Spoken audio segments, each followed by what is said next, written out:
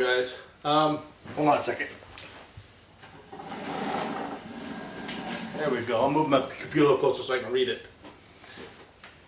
And now I need my mouse. Okay, I'm ready. Are you? John chapter 10.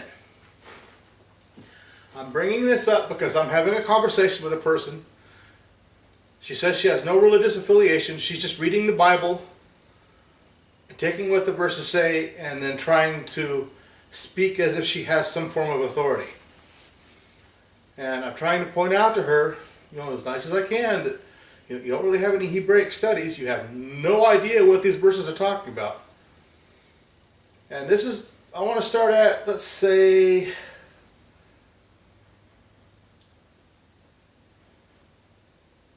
okay, here we go.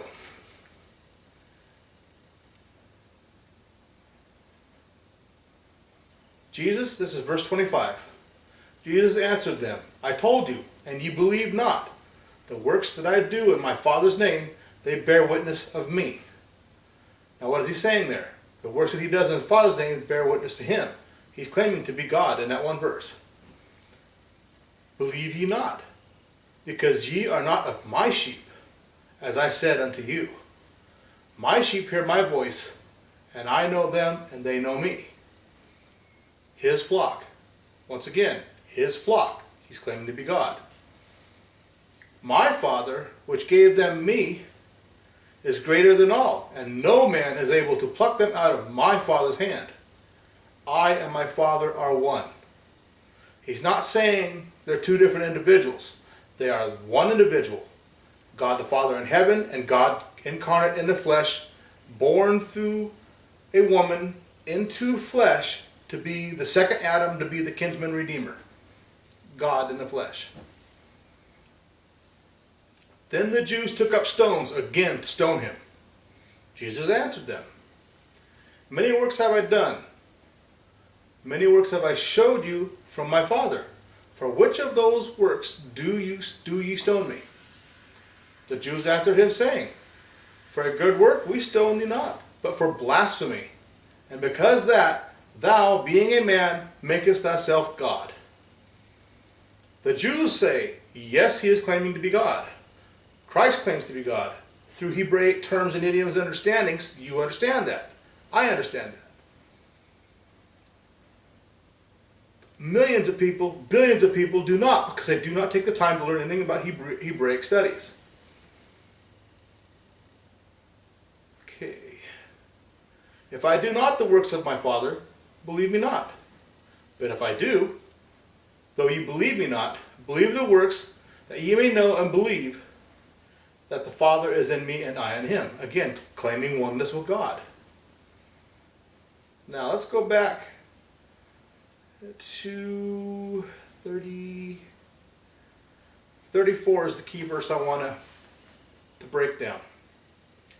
Jesus answered them, Is it not written in your law, I said, ye are gods? Now, I read over this for years without any comprehension or understanding at all. Lots of praying, because always the question would come up, are we gods or not? And then people would point to this. And what they don't understand, once again, is Hebraic studies. Now what he's saying, pay attention to exactly what he's saying. Be definitive in your reading. Be picky. Is it not written in your law? Well, isn't Jesus a Hebrew? Is he excluding himself from that law? He's not. What he's saying is they are under a separate, different law.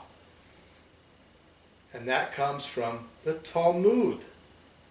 Jesus is attacking their man-made Talmud. Isn't it said in your law that I said you are gods? I'm going to put a links to a video series up here by a Karaite Jew, I think I pronounced that right, who breaks down the teachings, the beliefs of the Pharisees through the Talmud. That they had greater authority on earth than God himself. That's what he's attacking. Now, if you had no Hebraic studies, you would not know that at all, and you'd be scratching your head for years. Through Hebraic studies and discernment, you read these things, and then you hear something from someone, and then you know instantly, oh, that's it, that's it, that's it. That's what he's talking about. The Spirit will reveal it to you. Jesus answered them, is it not written in your law that I said, ye are gods? Now, who is the giver of the law? God. Who is Jesus saying?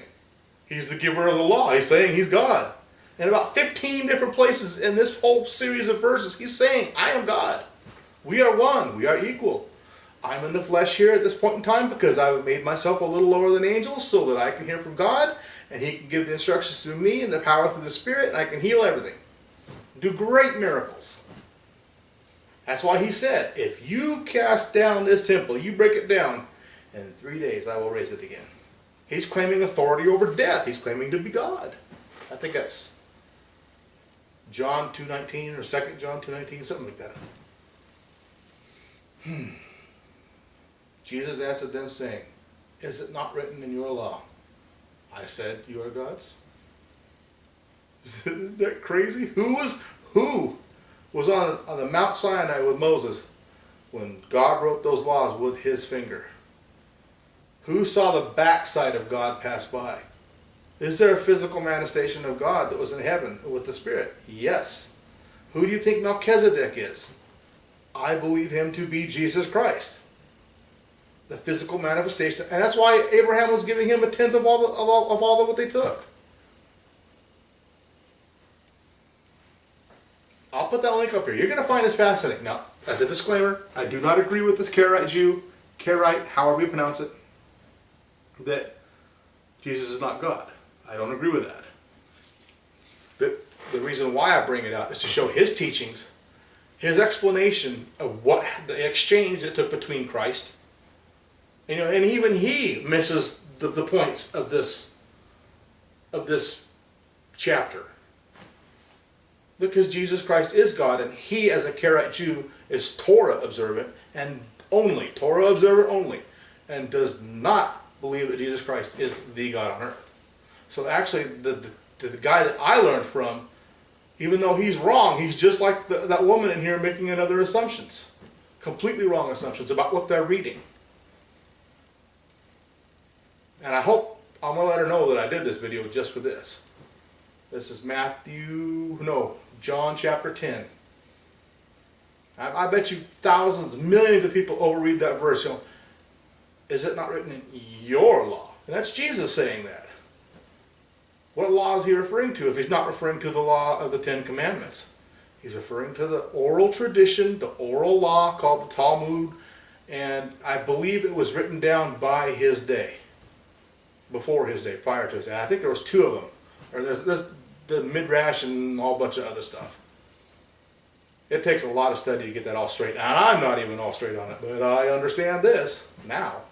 All right, thanks. Bye.